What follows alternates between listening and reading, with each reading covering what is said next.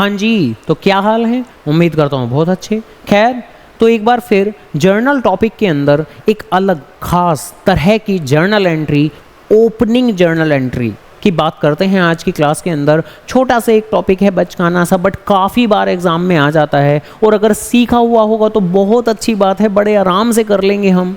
और अगर नहीं सीखा होगा तो लिटरली हम उसे हाथ तक नहीं लगा पाएंगे, क्योंकि आमतौर पर आदत है हमें जर्नल एंट्रीज में कि सिर्फ एक अकाउंट डेबिट होगा, एक अकाउंट क्रेडिट, या कई बार बाय चांस कोई डिस्काउंट जैसी बातें आ गई तो कोई 2 अकाउंट डेबिट या 2 अकाउंट क्रेडिट। लेकिन ये एकमात्र एक ऐसी जर्नल एंट्री जिसके अंदर एक नहीं, 2 नहीं, 3 नहीं, कई बार 6 अकाउंट, कई बार 10 अकाउंट भी एक साथ डेबिट हो सकते हैं। तो एक खास तरह की जर्नल एंट्री जिसके अंदर पावर बहुत है, 5 या 6 अकाउंट भी एक साथ डेबिट हो सकते हैं, कई बार 10 अकाउंट भी एक साथ डेबिट हो सकते हैं। तो आओ जरा सीखे जी किस तरीके से करते हैं हम इस तरह की ओपनिंग जर्नल एंट्री। और सबसे पहले तो इसका मीनिंग समझते हैं कि आखिर मतलब क्या होता है ओपनिंग जर्नल एंट्री का, देन इसे करना एक बार समझ लेंगे और बड़ी ही आराम से हमारी बातें बन जाएंगी मेरे बाबू। तो खैर देखो, ओपनिंग एंट्री का मतलब क्या होता है, सबसे पहले मीनिंग समझ लेते हैं।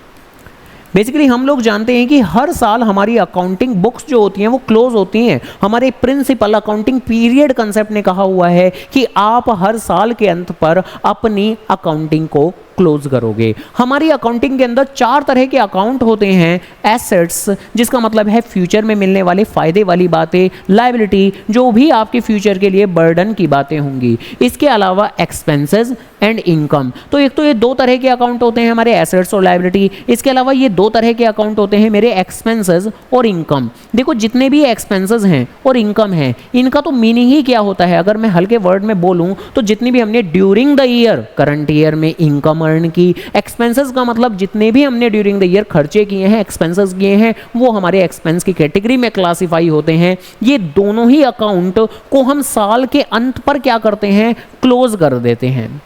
हम इन सभी अकाउंट को क्लोज कर देते हैं, एक खास अकाउंट बनाते हैं, प्रॉफिट लॉस अकाउंट, और इनकी मदद से ही हम प्रॉफिटेबिलिटी कैलकुलेट करते हैं। इस तरीके से अकाउंट क्लोज हो जाते हैं। ये बातें आपको बेहतर तरीके से तभी समझ में आएंगी जब आप क्लास 11th की अकाउंटिंग में आगे बढ़ेंगे और वाकई में एक प्रॉफिट एंड लॉस अकाउंट बनाना सीखेंगे। तो उस दिन आपको ये बात बेहतर तरीके से अंदर आत्मा तक समझ में आ जाएगी। फिलहाल के लिए तो आप यही समझ लीजिए कि ये 2 जो चीज़ें हैं ये मेरे करंट ईयर से रिलेटेड हैं। करंट ईयर में कमाया गया पैसा वर्सेस करंट ईयर में खर्च किया गया पैसा, यानी एक्सपेंसेस और इनकम की आपस में लड़ाई करवाई जाती है। देखें कौन जीतेगा। अगर इनकम जीती तो प्रॉफिट होगा, एक्सपेंस जीता तो नुकसान होगा।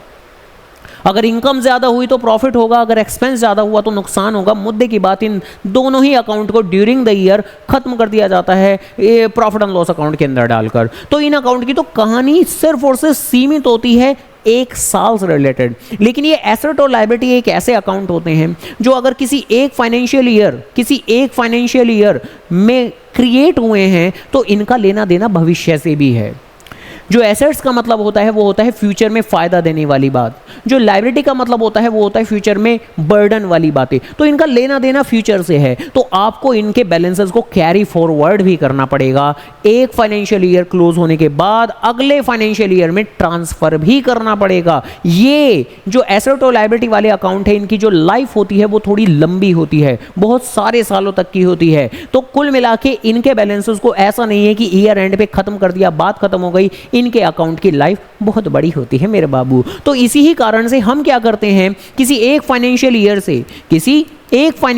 से किसी दूसरे फाइनेंशियल ईयर में डेटा को ट्रांसफर करते हैं। जैसे कि फॉर एग्जांपल साल 2020-21 में से डेटा को ट्रांसफर करूं मैं साल 2021-22 में।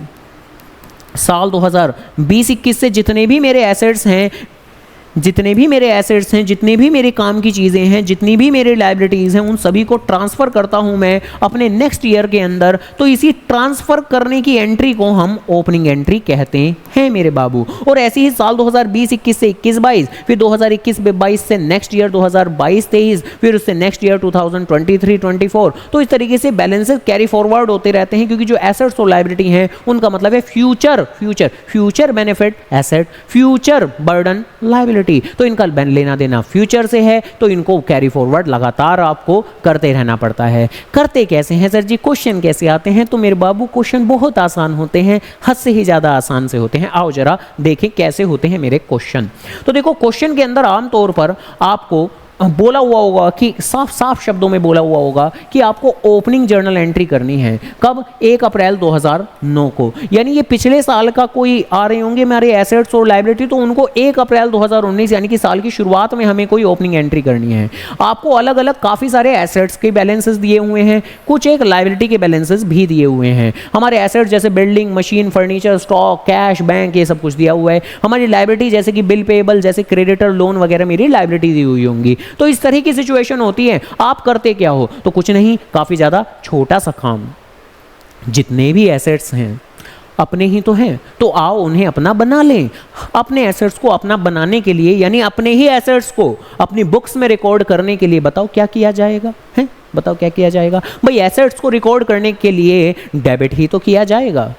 अपनी ही लाइबिलिटी को अपना बनाने के लिए, बनाया है कभी किसी को अपना, खैर अपनी ही लाइबिलिटी को अपना बनाने के लिए क्या किया जाएगा, क्रेडिट किया जाएगा। तो एसेट्स को रिकॉर्ड करने के लिए डेबिट किया जाएगा, लाइबिलिटी को रिकॉर्ड करने के लिए क्रेडिट किया जाएगा। इतनी सी बातें हैं। यानी अगर ये इतनी सी बातें आपके माइंड में बैठ जाती हैं तो बड़े ही आराम के साथ में आप क्वेश्चन कर सकते हैं। ऑब्वियस सी बात है कि जर्नल बनाना है तो सबसे पहले जर्नल का फॉर्मेट तो आप लोग बनाओगे ही बनाओगे, ठीक है जी। जर्नल का फॉर्मेट बनाओगे, यहाँ वही सीरियल नंबर लिखोगे आप, या सीरियल नंबर क्या, अब तो सीरियल नंबर क्या, अब तो डेट लिखेंगे जी हम। जो ओपनिंग जर्नल एंट्री होती है वो बिल्कुल साल की शुरुआत में होती है, तो अप्रैल 01 यानी कि 1 अप्रैल डेट आप लिख दोगे। यहाँ तो वही जर्नल के फॉर्मेट के अनुसार हम लोग पर्टिकुलर कोड करते हैं। यहाँ हम जर्नल के फॉर्मेट के अकॉर्डिंगली लेजर फॉलियो कोड करते हैं। यहाँ डेबिट अमाउंट, क्रेडिट अमाउंट ऐसे करके लिखते हैं मेरे बाबू, है ना। ये तो बातें मालूम है हम लोगों को। खैर तो करना क्या है, कुछ नहीं, जितने भी हमारे एसेट्स हैं उन्हें अपना बना लेना है, तो उनको डेबिट कर देना है। यानी आपको कुछ नहीं है, ये जितने भी आपके एसेट्स नजर आ रहे हैं सबको मुंह उठा के डेबिट करना है, सबको अपना बना लेना है।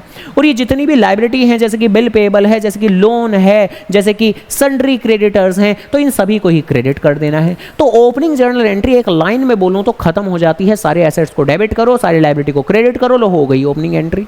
क्या है ओपनिंग जर्नल एंट्री करने में, सारे एसेट्स को डेबिट करो, सारी लायबिलिटी को क्रेडिट करो, लो हो गई ये ओपनिंग एंट्री। क्या दिक्कत की बात है। तो ये जितने भी अब आपके एसेट्स नजर आ रहे हैं, building, furniture, stock, cash, bank, ये सबको ही अब हम डेबिट करेंगे। तो जरा फटाक से लिख देते हैं, बिल्डिंग, मशीन, फर्नीचर। तो जरा जल्दी से लिखते हैं, ऐसे नजर आएंगे।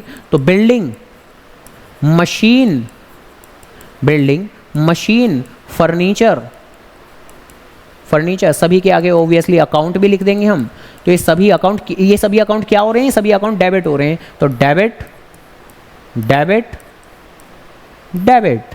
खैर इसके अलावा सभी को ही लिखना है भाई। बिल्डिंग, मशीन, फर्नीचर मैंने लिख दिया है। बिल रिसीवेबल भी मेरा एक एसेट ही है, डेटर भी हैं, स्टॉक भी हैं। तो bill receivable, debtor, stock. Bill receivable short में चाहो तो BR भी लिख सकते हो इसे, बिल रिसीवेबल को, ठीक है जी। बिल रिसीवेबल, डेटर, स्टॉक हो रहे हैं ना। कितने सारे अकाउंट डेबिट हो रहे हैं बताओ। आज तक ज़िंदगी में किए हैं कभी इतने सारे अकाउंट डेबिट हैं? मैंने कहा हमारी तो सर जी अकाउंट्स की ज़िंदगी अभी शुरू हुई है। हाँ मगर इस छोटी सी ज़िंदगी में हैं पल तो बहुत जी लिए हैं। तो इस छोटी सी ज़िंदगी में क्या कभी कोई ऐसा पल जिया है कि जिसमें हमने इतने सारे अकाउंट डेबिट किए हों? तो जवाब है ना। सर जी हम तो एक अकाउंट डेबिट, एक अकाउंट क्रिएट करते थे, या कभी किसी एक आधी एंट्री के अंदर 2 अकाउंट आ जाया करते थे, 3 अकाउंट आ जाते थे, बट इतने सारे तो कभी नहीं आए एक साथ। खैर कैश एट बैंक यानी बैंक अकाउंट, और कैश इन हैंड यानी कि कैश अकाउंट। तो यानी बैंक अकाउंट भी मेरा यहाँ पर डेबिट किया जाएगा, बैंक अकाउंट भी मेरा डेबिट किया जाएगा मेरे बाबू, और कैश अकाउंट भी मेरा क्रेडिट किया जाएगा। तो बैंक अकाउंट भी मेरा डेबिट हुआ और कैश अकाउंट भी मेरा डेबिट हुआ। और जिस की जितनी अमाउंट है वो सारी कोट कर देंगे। 30,000 रुपये, 10,000 रुपये, 2,000 रुपये। 30, 10, 2 तो 30,000, 30,000 रुपये, 20,000 रुपये, 2,000 रुपये हैं। 2,000 की क्या चीज़ है, फर्नीचर 2,000 का, पता नहीं कौन से ज़माने का क्वेश्चन दिया है। खैर इसके अलावा तो BR है, डेटर है, स्टॉक है, तो उनकी भी अमाउंट लिख देंगे हम। 5,000, 12,000, 9,000। तो 5,000 सर जी, 5,000, 9,000 और 12,000। तो 5,000, 9,000 और 12,000। और अच्छा 5,000, 9,000, 12,000 नहीं है, 12,000, 9,000। हालांकि बात एक ही पड़ेगी, बट ठीक है, क्या ही दिक्कत है। चलो अभी मिटा ही देते हैं, पता लग ही गई है गलती तो, है ना। जैसा कि कहते हैं, क्या कहते हैं हम कहते हैं गलतियां करते रहो लेकिन अपनी गलतियों को खुद सुधारो और पुरानी गलतियां ना दोहराओ, है ना। खैर चलो जी। तो इसके अलावा बैंक और कैश 15,000 और 2,000, तो 15,000 और 2,000, 15,000 और 2,000, ठीक है जी, ओके। इसके अलावा जितनी भी लायबिलिटी थी उनको क्रेडिट करना था, तो बिल पेएबल एक्स लोन और creditor, bill payable x loan, कोई एक्स से लिया होगा लोन तो उन सबको क्रेडिट करना है, तो बिल पेएबल शॉर्ट में बीपी लिख सकते हो आप, ठीक है जी। और एक्स से लोन लिया है तो एक्स लोन, ठीक है जी, और क्रेडिटर, और क्रेडिटर, ठीक है जी। इसके अलावा अमाउंट लिख देंगे हम सभी की 4,000, 15,000, 20,000, 4,000, 4,000, 15,000 और 20,000, ठीक है जी, हो गया सर जी हमारा तो ये तो, ठीक है जी। तो बस हो गई मेरी ओपनिंग जर्नल एंट्री, क्या दिक्कत की बात है, हो गई मेरी ओपनिंग जर्नल एंट्री। हालांकि जब कहीं भी हम कोई भी जर्नल एंट्री करते हैं तो ऑब्वियस सी बात है कि हमेशा डेबिट का टोटल और क्रेडिट का टोटल बराबर होना चाहिए। ये बातें जानते हैं हम, अच्छे से समझते हैं। हमारे एक accounting principle dual aspect concept ने भी कहा था कि अकाउंटिंग में रिकॉर्ड करते वक्त किसी भी चीज़ को डेबिट और क्रेडिट तो बराबर होना चाहिए।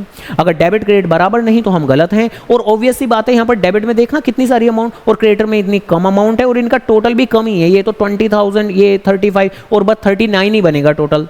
तो इसका टोटल लगभग अगर मैं बात करूँ तो कितना बनेगा, इसका टोटल तो सिर्फ और सिर्फ 39 बन रहा है, जबकि डेबिट का टोटल करोगे तो इसकी तो पहली फिगर ही 30,000 है, तो ओबियसली ये जो है काफ़ी ज़्यादा एक्सीड करेगा।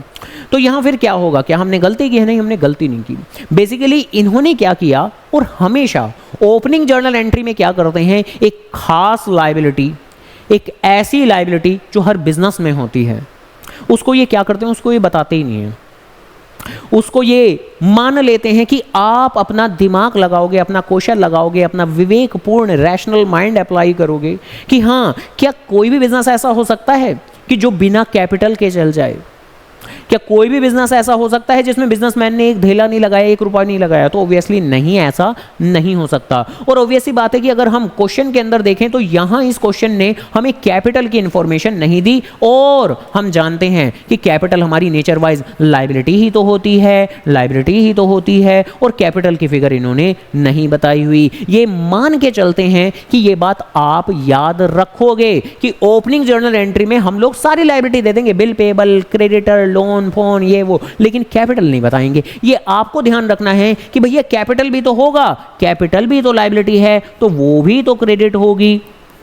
उसकी अमाउंट हमने नहीं बताई है तो उसकी अमाउंट आप खुद निकालो। कैसे निकालो? बैलेंसिंग फिगर से निकालो। बैलेंसिंग फिगर का क्या मतलब होता है कि आपको अपने डेबिट क्रेडिट को बैलेंस करना है, तो करो बैलेंस। डेबिट का टोटल आपका कितना नजर आ रहा है, करो जरा इसका टोटल कितना आएगा भाई, 30, 20, 50, और ये हुआ 52, 57, देन 57 के बाद में 69, 69 और 9 हुआ मेरा 78, 78 और फिर ये हुआ मेरा 93, और 93 और 2 95,000। तो यानी ये जो डेबिट का टोटल है ये मेरा 95,000 नजर आ रहा है, ठीक है जी। और जबकि क्रेडिट में तो सिर्फ 39 ही है, तो बस दोनों को माइनस कर दो आपस में, और माइनस करके जो आए वो आप कैपिटल की अमाउंट लिख दो यहाँ पर। बस इतनी सी बातें हैं। तो बस ये मेरा कितना बन जाएगा, ये मेरा बन जाएगा 56,000। 56,000 कहाँ से आया 56,000? ये जो डेबिट के सारे एसेट्स का लिखे थे हमने, इन सब का टोटल किया। अब मैंने तो सर्कल मार के इस तरीके से लिखा है, आपको एग्जाम में नहीं लिखना है सर्कल मार के इस तरीके से, मैंने तो सिर्फ आपकी अंडरस्टैंडिंग के लिए लिखा है। ये जो व्हाइट कलर से है ये आपको एग्जाम में नहीं लिखना है, ध्यान रखिएगा। तो आपको तो सिर्फ ये सारी अमाउंट कोट करनी है, ये सारी लायबिलिटी कोट करनी है, और एसेट में से लायबिलिटी माइनस करके कैपिटल की फिगर दिखा देनी है। तो वो ओपनिंग एंट्री अधूरी होगी जिसमें कैपिटल नहीं होगी। जैसे होते हैं ना कुछ जिनके बगैर हम अधूरे से होते हैं, कौन है वो?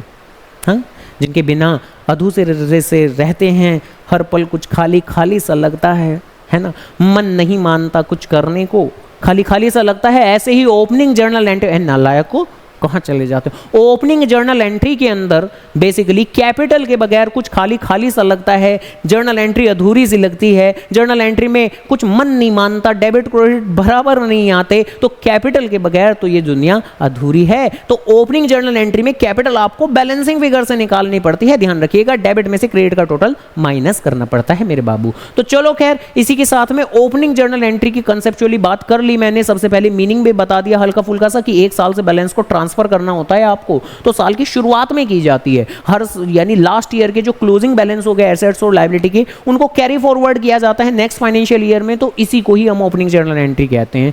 चलो खैर ठीक है जी, ओके। तो देखो एक और क्वेश्चन है, ये रहा आपका, जहां आपको वेरियस काइंड्स ऑफ अलग अलग आपको एसेट्स दिए हुए हैं। ये कैश आपका एसेट है, क्लोजिंग स्टॉक आपका एसेट्स है, बिल्डिंग एसेट्स है, डेटर एसेट्स है, क्रेडिटर तो आपकी लायबिलिटी है, तो सिर्फ एक लायबिलिटी दी है। ऑब्वियस सी बात है कि यहां पर भी वो अधूरापन है। कौन सा अधूरापन? क्या होता है अधूरापन? ओपनिंग जर्नल एंट्री में सर जी कैपिटल होता है अधूरापन। अपना अधूरापन मत ले आना कि हाँ वो उनके बगैर हम अधूरे रहते हैं। तो कैपिटल हमारा अधूरापन है, तो इस क्वेश्चन के अंदर कैपिटल आप पता करोगे बकायदा, जैसे ओपनिंग जर्नल एंट्री करनी होती है वैसे ही आप करो। एक बार अपनी अपनी नोटबुक के अंदर करके देखे क्वेश्चन, और कैपिटल की जो भी आपका आंसर आता है, जो भी आपकी फिगर आती है, तो कमेंट करें जरूर कि आपका अपना अपना आंसर क्या आया है। देखते हैं किन किन नालायकों का सही आंसर आया और कौन कौन बेगैरतों का गलत आंसर आया। चलो खैर, तो फिलहाल के लिए मेरी बात खत्म हुई, समाप्त हुई। तो इसी के साथ ओपनिंग जर्नल एंट्री की इतनी ही बातें थी। तो जैसा कि कहते हैं कि अकाउंट्स अवेलेबल है ही, एट अकाउंट्स अवेलेबल है। तो okay done, tata bye bye.